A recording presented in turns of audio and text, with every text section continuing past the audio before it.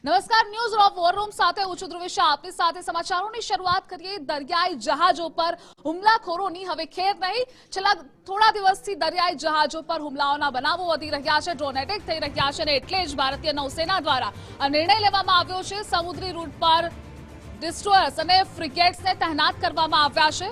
તો ભારતીય નૌસેના દ્વારા આ મહત્વનો નિર્ણય કરવામાં આવ્યો છે. છેલ્લા ઘણા સમયથી ડ્રોન એટેક દરિયાઈ જહાજો પર થતા આવ્યા છે. દરિયાઈ સુરક્ષા માટે આઈએનએસ કોચીને તહેનાત કરવામાં આવ્યું છે. દરિયાઈ સુરક્ષા વધારવામાં આવી છે અને આ નિર્ણય લેવાયો છે. આઈએનએસ કોલકાતા, આઈએનએસ વિશાખાપટ્ટનમ પણ તહેનાત કરવામાં આવ્યું છે. તો આઈએનએસ ચેન્નાઈ અને આઈએનએસ મોરમુગાઓને પણ તહેનાત કરવામાં આવ્યું છે. અને આજ મુદ્દે આપણી સાથે સંવાદદાતા વિજય દેસાઈ જોડાઈ ગયા છે. વિજય, છેલ્લા ઘણા સમયથી દરિયાઈ જહાજો પર ડ્રોન એટેક થઈ રહ્યા છે અને હવે ભારતીય નૌસેના દ્વારા મહત્વનો નિર્ણય કરવામાં આવ્યો છે.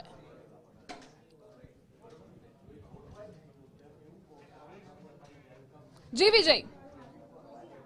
ધ્રુવિશા, વાત કરવામાં આવે તો જે પ્રમાણે તાજેતરમાં જે ઘટનાઓ બની રહી છે તેની અંદર ખાસ કરીને જે લાલ સમુદ્ર છે, ઉપરાંત જે અદાનની ખાડી છે, ઉપરાંત જે સેન્ટ્રલ ઉત્તર અરબ સાગર છે કે જ્યાં જહાજો ઉપર એક બાદ એક છે તે વિદ્રોહી જૂથો દ્વારા જે ડ્રોન એટેક ને હુમલાઓ કરવામાં આવી રહ્યા છે, તેના કારણે ક્યાંક ને ક્યાંક છે તે જે વેપારી જહાજો છે તે નિશાન બની રહ્યા છે ને તેને કારણે વેપારીઓમાં ભયનો માહોલ છે અને તેને જ લઈને હવે ભારતીય નૌસેનાએ છે જે પ્રમાણે જોઈએ તો કમર કસી છે અને જે પ્રમાણે જે માહિતી છે તે પ્રમાણે નૌસેના છે હવેથી જે સર્વેલન્સ વધારવા માટે છે તે ડેસ્ટ્રોયર અને ફ્રિગેટ્સ જે છે તે જહાજ તૈનાત કરી દેવામાં છે. ઉપરાંત જે નેવી મર્ચન્ટ જહાજો છે પ્રકારની જે સંકટની સ્થિતિની અંદર તરત જ સહાયતા મળી રહે તે પ્રમાણેની જે સુવિધા છે તે ઉપલબ્ધ કરવામાં આવશે. તેને કારણે એરક્રાફ્ટથી લઈને પેટ્રોલિંગ પણ વધારવામાં આવશે. ઉપરાંત જે કોસ્ટગાર્ડ જે ખાસ કરીને EEZ જે કહેવામાં આવે છે, જેને એક્સક્લુઝિવ ઇકોનોમિક ઝોન છે, તેની જે સુરક્ષા છે તેની અંદર પણ વધારો કરવામાં આવે છે. કારણ કે ભારતીય નૌસેનાએ આ સર્વેલન્સ માટે તેની ખાસ કરીને જે 5 મોટા ડિસ્ટ્રોયર છે, જેમાં આઈએનએસ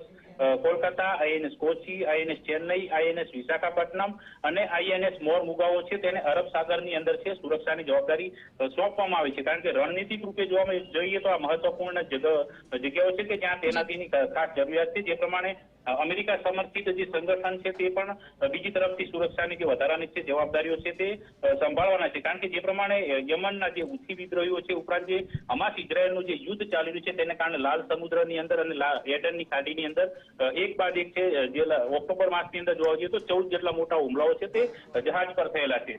જો કે આ બધા વચ્ચે સમાચાર એ પણ આવે છે કે સૌથી મોટી જે શિપિંગ એજન્સી મર્સ્ક છે તેને 48 કલાક માટે અત્યારે જે લાલ સમુદ્રની અંદર છે પોતાનું ઓપરેશન સસ્પેન્ડ કરી દીધું છે. પરંતુ હવે ભારતીય નૌસેના છે તે આ વેપારીઓના સમર્થનમાં અને સહાયતા માટે પોતાનું એક બહુ મોટું પગલું ઉઠાવ્યું છે અત્યારે.